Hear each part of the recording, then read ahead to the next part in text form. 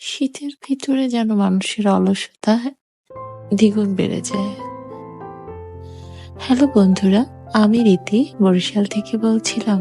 যে যেখান থেকে আমার ভিডিওটি দেখছেন সকলকে জানাই অসংখ্য ধন্যবাদ, এবং কাছে এবং দূরে যে যেখানে আছেন আশা রাখি সুস্থ এবং ভালো আছেন। আমরা অনেক ভালো আছি।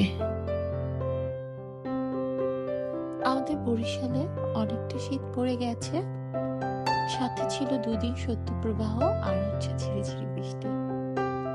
এজন্য এক অদ্ভুত অনুভূতি, শীত তার মধ্যে বৃষ্টি, আবার শৈত্যপ্রবাহ, চারিদিকে সূর্য বাবার দেখা নেই।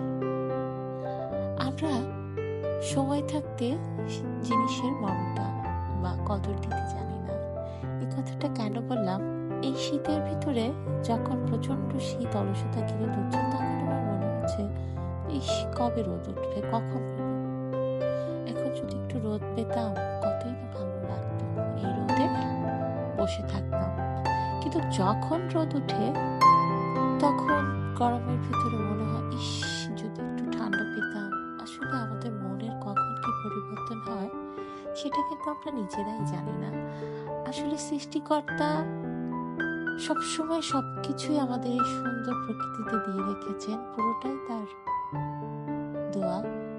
কিন্তু আমরা সময় থাকতে সেই জিনিসটা ধরে বুঝে রাখতে পারি না। মানুষের জীবনে এরকম পালাবদল হয়।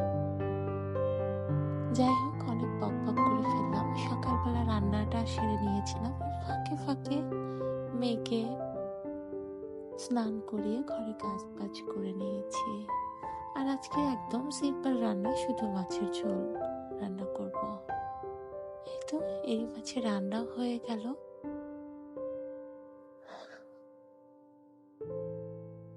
যদি আমার এই ভিডিওটি আপনাদের ভালো লেগে থাকে তাহলে অবশ্যই আমার চ্যানেলটি সাবস্ক্রাইব, লাইক করবেন।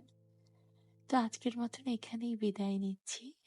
আর যদি এ ধরনের ব্লগ দেখতে আপনাদের ভালো লাগে তাহলে অবশ্যই